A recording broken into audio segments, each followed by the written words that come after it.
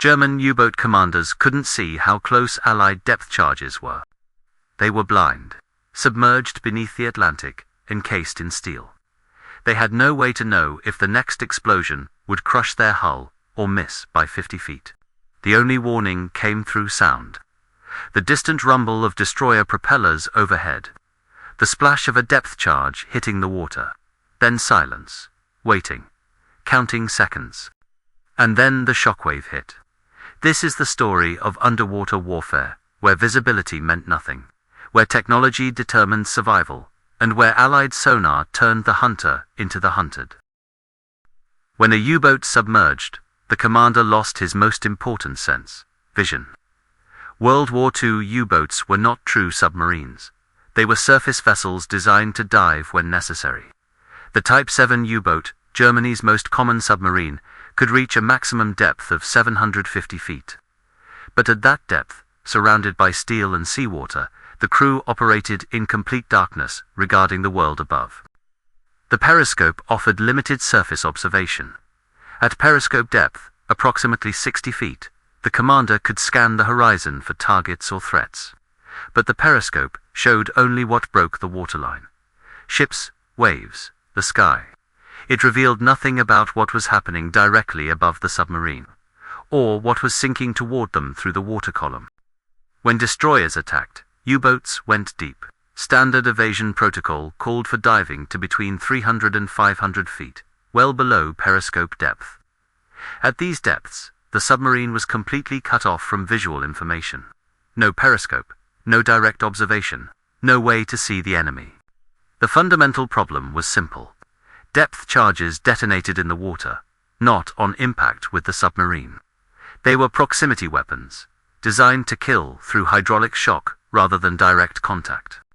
A depth charge contained 300 pounds of Torpex explosive, a mixture more powerful than TNT. The charge was fitted with a hydrostatic pistol, a pressure-sensitive detonator that triggered the explosion at a preset depth. Destroyer crews set these pistols based on their best estimate of the U-boat's position: 50 feet, 100 feet, 200 feet, 300 feet. When the charge reached the designated depth, it exploded. The detonation created a massive shockwave that expanded through the water in all directions. Water is incompressible. Unlike air, it doesn't absorb the shock. It transmits it with devastating efficiency. The kill radius of a depth charge was small, 14 to 20 feet. If the explosion occurred within this range, the shockwave would rupture the U-boat's pressure hull. Steel plates would buckle. Welds would split. Seawater would flood in at crushing pressure. The submarine would sink. But even outside the kill radius, depth charges were lethal. Within 28 to 50 feet, the explosion could disable the submarine. Damage to diving planes, ruptured fuel tanks, broken gauges, failed electrical systems, cracked batteries, leaking chlorine gas. Any of these failures could force the U-boat to surface, where destroyer guns would finish what the depth charges started. The U-boat crew had no way to see these weapons coming. They couldn't watch the depth charges leave the destroyer's racks. They couldn't track them as they sank. They couldn't estimate distance or calculate blast radius. They were blind, waiting in the dark, listening for sounds that would tell them if they were about to die.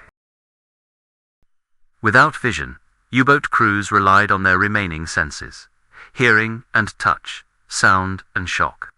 The primary listening device was the Gruppenhörgerät, abbreviated GHG. The British and Americans called it hydrophone equipment. The Germans called it the listening apparatus. The GHG consisted of multiple hydrophones mounted in the submarine's hull. These devices detected sound waves traveling through the water, propeller noise, engine vibrations, hull movements. The GHG operator, called the Horcher, or listener, wore headphones and monitored a series of dials that indicated the direction and approximate distance of detected sounds. When destroyers approached, the Horcher heard them first. The distinctive rhythm of destroyer propellers was unmistakable. Fast, aggressive, multiple screws churning the water. The sound grew louder as the warship closed in, and the Horcher would call out bearings to the commander. Destroyer approaching from starboard, range approximately 2,000 meters. The U-boat would dive deeper, change course, reduce speed. Anything to break contact. The crew would switch to silent running, shutting down all non-essential equipment to minimize noise. Men moved in slow motion, avoiding any sound that might give away their position. No one spoke above a whisper. The only sounds were the creak of the hull under pressure and the quiet breathing of 70 men waiting in the dark. Then came the moment every submariner dreaded, the sound of depth charges entering the water. The Hawker heard it first. A splash, then another, then several in rapid succession. Each depth charge made a distinct sound as it hit the surface and began its descent. The listener would announce, "Depth charges, released. Multiple charges in the water." The crew braced for impact. Men grabbed pipes, bulkheads, anything solid. They opened their mouths to equalize pressure and protect their eardrums. They waited. A depth charge sank at approximately 16 feet per second. If the destroyer had dropped the charge from the stern, and the U-boat was at 300 feet, the crew had roughly 18 seconds before detonation. 18 seconds of knowing the explosion was coming. 18 seconds of not knowing how close it would be. Some commanders counted in their heads. Others watched the depth gauge, calculating descent time. Most just waited, muscles tensed, knowing the shockwave would arrive when it arrived. The explosion came as both sound and physical force simultaneously. If the charge was distant, outside the danger zone, it registered as a dull thud. The hull vibrated slightly. Dust fell from pipes and valves. The crew exhaled in relief. Not close enough. If the charge was closer, the explosion was violent. The entire submarine shook. Light bulbs shattered. Cork insulation broke free from the hull and rained down on the crew. Gauges cracked. Men were thrown against bulkheads. The steel hull rang like a bell, a high-pitched metallic scream that echoed through every compartment. If the charge was very close, within the disabling radius, the effect was catastrophic. The shock wave hit like a physical blow. Steel plates buckled inward. Rivets popped free. Pipes burst, spraying seawater or hydraulic fluid. Electrical panels sparked and went dark. Battery compartments cracked, releasing chlorine gas that mixed with seawater to create hydrochloric acid. The crew assessed damage in seconds. Could they maintain depth? Were the diving planes responding? Was the hull taking water? Could they surface if necessary? Often they couldn't answer these questions immediately. The explosions continued. One depth charge, then another. Then a pattern of 6 or 8 charges, detonating in sequence. Walking across the area where the destroyer's sonar had last detected the submarine. This was a depth charge attack. The sailors called it a depth charge party, though there was nothing celebratory about it. It was terror measured in shockwaves. Survival calculated in the strength of welds and the thickness of steel plate. And through it all, the U-boat commander remained blind. He couldn't see how many charges were falling. He couldn't see the destroyer maneuvering above him. He couldn't see anything except the faces of his crew and the instruments on his control panel. The only certainty was this: if the explosions stopped, they had survived. If the explosions continued, the next one might be the last thing they ever felt. The U-boat's blindness was matched by early Allied capabilities. At the beginning of the war, destroyers hunted submarines using visual detection and intuition. Lookouts scanned for periscopes or oil slicks. Commanders made educated guesses about dive depth and direction. Depth charge attacks were often random, covering large areas of ocean in hopes of scoring a hit. Then came ASDIC. The British developed the technology in World War I and continued refining it through the 1920s and 30s. The Americans called it sonar, an acronym for sound, navigation, and ranging. Both systems worked on the same principle: active acoustic detection. An ASDIC transmitter, mounted in the ship's hull, emitted a focused pulse of sound energy underwater. This ping traveled through the water at approximately 4,900 feet per second. When the sound wave encountered a solid object, it reflected back to the ship as an echo. The ASDIC operator listened through headphones for the returning echo. If the ping returned quickly, the target was close. If it returned slowly, the target was distant. By measuring the time between transmission and reception, the operator could calculate range. By rotating the ASDIC transmitter and noting when the echo was strongest, the operator could determine bearing. For the first time in naval warfare, surface ships could see submerged submarines.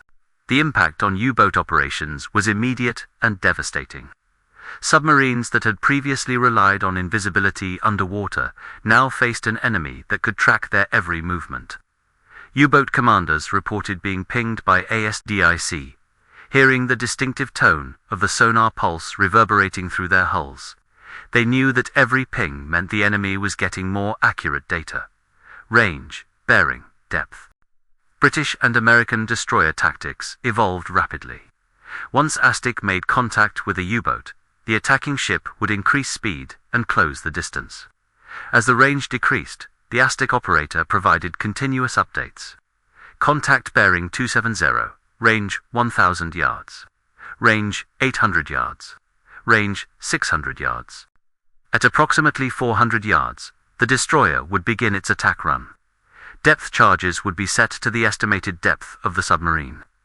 The ship would pass over the contact point at high speed, dropping a pattern of charges from stern racks and side throwers. A standard British depth charge pattern consisted of 10 charges, 2 from the stern racks, 8 from the throwers. The charges were spaced to create a three-dimensional cage of explosions, covering the area where the submarine was most likely to be. Even if none of the charges scored a direct kill, the cumulative shockwave effect often caused enough damage to force the U-boat to surface. But Aztec had a critical flaw: the blind spot. As the attacking destroyer closed to within 200 yards of the submarine, the ASDIC beam passed under the target. The geometry of the situation meant that the sound pulse couldn't maintain contact at close range. The destroyer would lose the submarine in the final moments before the depth charge drop. U-boat commanders learned to exploit this weakness. The moment they sensed the destroyer was close, based on the loudness of propeller noise, they would execute a crash dive or a sudden turn. Change depth, change direction. Do anything to move out of the predicted position during the 30 to 40 seconds when the destroyer was blind. This tactical window was narrow. The U-boat had to move fast enough to escape the depth charge pattern, but not so fast that the noise of rapid maneuvering allowed the destroyer to reacquire contact after passing over. It was a desperate gamble, executed in darkness, based entirely on sound and timing. Many U-boats succeeded. The destroyer would pass over, drop its charges, and the explosions would detonate harmlessly away from the submarine. The Aztec operator would search for contact again, often picking up the submarine several hundred yards from where it had been. The cat-and-mouse game would continue, but many U-boats failed. The statistics from the Battle of the Atlantic tell the story. In 1940, Germany lost 24 U-boats. In 1940-1, 35. In 1942, 87. In 1943, 237. In 1944, 241. The increase correlated directly with the widespread deployment of Aztec-equipped destroyers and improved depth charge tactics. The hunters had become more effective. The hunted were running out of places to hide. The depth charge itself evolved throughout the war, becoming more lethal with each iteration. The standard British depth charge, the Mark 7, weighed 400 pounds and contained 300 pounds of Torpex. Torpex was 40% more powerful than TNT, creating a larger shockwave from the same weight of explosive. The Mark 7 could be set to detonate at depths ranging from 50 feet to 500 feet, adjustable in 50-foot increments. American depth charges used similar designs. The Mark 9 carried 200 pounds of TNT and was lighter, allowing destroyers to carry more charges. Later, American charges switched to Torpex as well, increasing lethality without adding weight. Destroyers carried between 30 and 70 depth charges, depending on the class and configuration. A typical convoy escort destroyer carried 50 charges. This was enough for 5 full attack patterns, with reserves for follow-up attacks if the submarine survived the initial assault. The delivery method improved as the war progressed. Early depth charge attacks relied solely on stern racks, which rolled the charges off the back of the ship as it passed over the submarine. This created a linear pattern of explosions, easy for a submarine to avoid if it changed course at the right moment. The introduction of side-throwing depth charge projectors changed the tactical picture. These devices, called K-guns in the US Navy and throwers in the Royal Navy, used a mortar-like charge to hurl depth charges up to 150 feet to either side of the ship. This created a wider pattern of explosions, covering more area and reducing the submarine's ability to escape. A 10-charge pattern, delivered by a modern destroyer in 1943, looked like this: 2 charges from the stern racks, 8 from the throwers, 4 to port and 4 to starboard. The charges detonated in a rectangular pattern roughly 200 feet long and 150 feet wide. If the submarine was anywhere within this box at the preset depth, it would suffer damage. If it was near the center, it would likely be destroyed. U-boat crews quickly learned to recognize different attack patterns. The sound of stern racks alone meant a single line of charges. The sound of throwers meant a wider pattern. The sound of both meant the destroyer had good contact and was delivering a full pattern. The psychological effect was immense. Sitting in darkness, hearing the splashes above, knowing that 10 explosions were coming, spread across a pattern designed specifically to kill them. The wait seemed endless. 20 seconds, 30 seconds. Then the first explosion, then the second, then all the rest. A thunderous cascade of shockwaves hammering the hull. Some crews broke under the strain. Men screamed. Some begged the commander to surface. Some sat catatonic, unable to move or respond. The veterans, those who had survived multiple attacks, stayed calm. They had felt this before. They knew the hull could take it. Probably, usually, maybe. In 1943, the Allies introduced weapons that eliminated the ASDIC blind spot entirely: the Hedgehog and the Squid. The Hedgehog was a forward-throwing anti-submarine weapon. Instead of dropping depth charges from the stern as the ship passed over the submarine, the Hedgehog fired 24 small projectiles ahead of the ship while still maintaining ASDIC contact. Each projectile weighed 65 pounds and contained 35 pounds of Torpex. The projectiles were fired simultaneously from a frame-mounted launcher on the ship's foredeck. They arced through the air and hit the water in a circular pattern roughly 100 feet in diameter, 250 yards ahead of the ship. The projectiles sank rapidly, and here was the critical difference. They only exploded on contact with a solid object. This meant 2 things. First, if the Hedgehog projectiles missed the submarine, there were no explosions. The ASDIC operator could maintain contact and direct another attack. Second, if one of the projectiles hit the submarine, the resulting explosion confirmed a kill. The psychological impact on U-boat crews was profound. With conventional depth charges, there was always hope. The charges might miss. The hull might hold. They might survive. With the Hedgehog, there was no warning, no splashes, no countdown. Just sudden, catastrophic explosions directly against the hull, with no shockwave delay or distance to cushion the impact. The Squid, introduced in 1944, was even more sophisticated. It fired 3 large mortar bombs ahead of the ship, each containing 200 pounds of mineral explosive. The Squid was linked directly to the ship's ASDIC system, which automatically calculated the submarine's depth and trajectory. The 3 bombs were set to detonate at the calculated depth in a triangular pattern, creating a wall of shockwaves that was nearly impossible to evade. The Squid's accuracy was remarkable. In trials, it achieved a 40% kill rate per attack, compared to less than 7% for conventional depth charges. This 5-fold increase in lethality meant that U-boats facing Squid-equipped destroyers had dramatically reduced survival chances.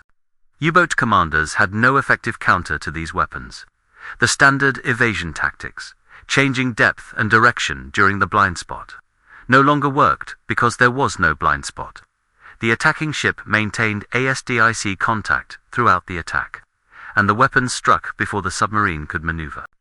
German U-boat command issued new tactical instructions: go deeper, go quieter. avoid detection entirely, because once detected, survival probability had dropped to unacceptable levels. But these instructions were difficult to implement. U-boats still needed to surface to recharge batteries. They still needed to transit to and from patrol areas. They still needed to attack convoys, which meant exposing themselves to detection. The balance of technology had shifted decisively in favor of the Allies.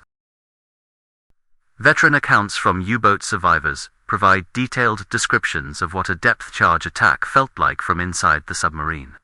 Captain Lieutenant Herbert Werner, commander of U-230 and later U-415, survived multiple depth-charge attacks during his service. In his post-war memoir, he described the experience in precise detail. The attack began with the Horcher's report. Destroyer propellers, bearing 090 high speed. Closing, Werner would order the U-boat deeper, down to 400 feet, and reduce speed to silent running. The crew would secure all loose equipment and brace for the attack. The sound of the destroyer grew louder, a rhythmic thrashing of propellers directly overhead. Then the sound would pass, moving toward the stern. Seconds later, the splashes, Werner counted them, 6, 8, 10. He estimated depth settings based on the time delay before detonation. The first explosion came as a hammer blow. The lights went out. Emergency lighting kicked in. Dim red bulbs that cast everything in crimson shadow. The hull groaned under the pressure. Werner checked the depth gauge, 410 feet. The blast had pushed them deeper. He ordered the diving planes adjusted to maintain depth. The second explosion was closer. The steel hull rang with a high metallic note that hurt the ears. Cork insulation fell like snow. A pipe joint cracked, spraying a thin stream of water. 2 men rushed to seal it with a wooden plug and a wrench. The stream slowed but didn't stop completely. The third explosion lifted the stern of the submarine and threw it sideways. Men fell. Equipment broke loose. The lights went out again, stayed out for 5 seconds, then flickered back on. The depth gauge showed 430 feet. Werner called for more diving plane correction. Explosions 4 through 10 came in rapid succession. The submarine shook continuously. More pipes cracked. The electric motor room reported water coming in from a damaged shaft seal. The torpedo room reported a jammed bow cap, unusable for the rest of the patrol. The control room reported the gyrocompass had failed. Then silence. Werner waited. 30 seconds. 1 minute. The sound of the destroyer was still audible, but growing fainter. Moving away, searching for contact. The attack had ended. The crew assessed damage. Water in the bilges from multiple small leaks. Chlorine smell from cracked batteries. Not severe enough to require immediate surfacing, but strong enough to cause headaches and nausea. Multiple electrical failures. 1 torpedo out of commission. Diving ability reduced. Werner made the decision to break off the patrol and return to base. The U-boat was damaged, but functional. They could make it back to France if they were careful, if they avoided further contact. If they were lucky, they were lucky. U-230 returned to port. Werner and his crew survived. Many others did not. The German U-boat force suffered the highest casualty rate of any military branch in World War II, of approximately 39,000 men who served in U-boats. During the war, 28,000 died, a 72% death rate. 783 U-boats were commissioned during the war. 632 were lost. Of those losses, 298 were sunk by Allied surface ships using depth charges. Hedgehog or squid. This represented 47% of all U-boat losses. The peak year for U-boat losses was 1943, when 237 submarines were destroyed. This was the year ASDIC deployment reached critical mass. The year when convoy escorts became numerous enough to provide comprehensive protection. The year when Allied anti-submarine tactics matured into a systematic and lethal doctrine. The Battle of the Atlantic turned decisively in favor of the Allies during the spring of 1943. In May of that year alone, 43 U-boats were sunk. Admiral Karl Dönitz, commander of the U-boat force, temporarily withdrew submarines from the North Atlantic, conceding that losses were unsustainable. The withdrawal was brief. Hitler demanded the U-boat campaign continue, and Dönitz complied. But the submarines that returned to the Atlantic in autumn 1943 faced even more formidable opposition. More escort carriers, more long-range patrol aircraft, more destroyers equipped with improved Aztec and Squid launchers. The U-boats kept fighting. They sank Allied merchant ships and warships throughout 1944 and into 1945, but the exchange rate had shifted catastrophically. For every Allied ship sunk, multiple U-boats were destroyed. The mathematics of attrition worked against Germany. Individual U-boats told the story in microcosm. U-50 departed Brest, France, in January 1944 for its fifth patrol. It was attacked by HMS Forester and HMS Faulkner, using depth charges on January 12th. The submarine suffered damage, but survived. 3 days later, HMS Meteor attacked with Hedgehog. U-5-50 was destroyed with all hands. U-737 departed Bergen, Norway, in December 1944. It was detected by HMS Loch Ruthven using ASDIC on December 19th. The destroyer attacked with Squid. The first salvo damaged the submarine. The second salvo forced it to surface. Destroyer gunfire finished it. Of the crew of 53, only 3 survived. These were not unusual incidents. They were typical. By late 1944, U-boat operations had become suicide missions. Crews knew the odds. They went anyway, because orders were orders, because duty demanded it, because there was no other choice. The inability to see the threat created unique psychological stresses. Combat soldiers could see the enemy. They could shoot back. They could take cover. They had agency in their own survival. U-boat crews had none of these options during a depth charge attack. They couldn't see the destroyer. They couldn't shoot at it. Deck guns were useless underwater. Torpedoes were too slow and too easy to evade. The only option was to hide, to go deep, to be quiet, to wait. German naval medical records document the psychological toll. Symptoms included insomnia, anxiety attacks, auditory hallucinations, and what modern medicine would recognize as post-traumatic stress disorder.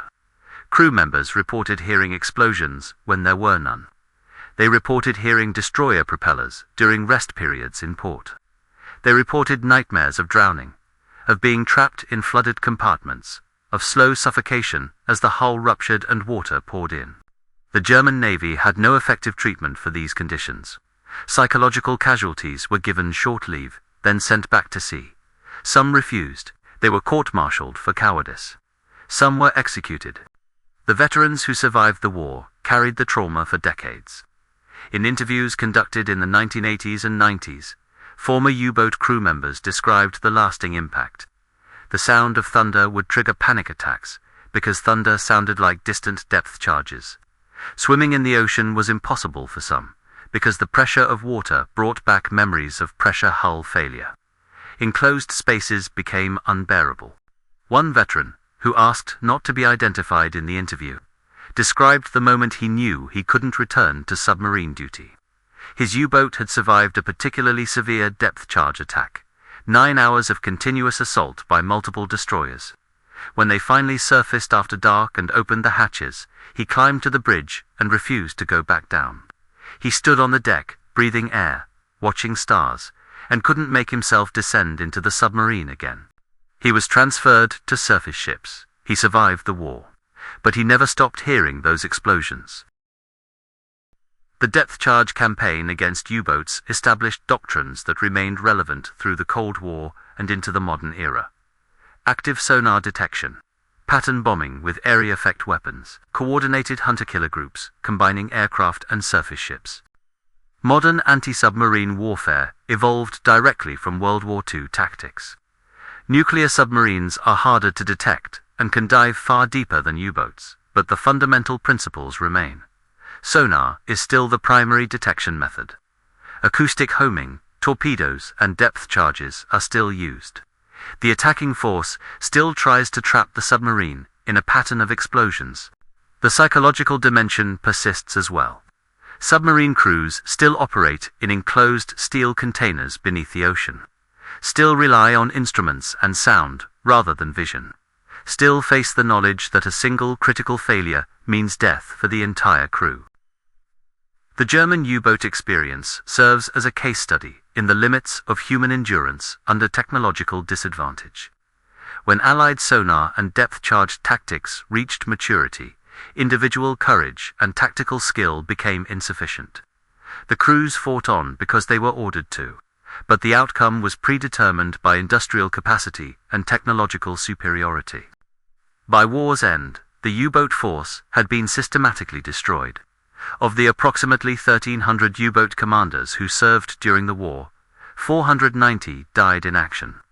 Of the 783 commissioned U-boats, only 151 survived to surrender in May 19-40-5. The rest were on the bottom of the Atlantic, the Mediterranean, the Arctic, and the Indian Ocean. Steel coffins holding the bodies of men who fought blind, who couldn't see the weapons that killed them, who died in darkness, listening to sounds they couldn't escape. German U-boat commanders couldn't see how close Allied depth charges were. This simple fact defined the underwater war. They listened instead. They felt the shockwaves. They counted seconds between splashes and explosions. They made calculations based on sound, intensity, and damage reports. They guessed, and sometimes they guessed wrong, and men died. The technology gap widened as the war progressed. ASDIC gave the Allies vision underwater. Hedgehog and squid eliminated the blind spot that had been the submarine's only advantage. By 1944, U-boat operations had become mathematically unsustainable. But the crews kept going to sea. They kept diving. They kept listening in the darkness for the sounds that meant death was falling toward them through the water. They couldn't see it coming. They could only wait, and hope the next explosion wasn't close enough to kill them. Most of them were wrong.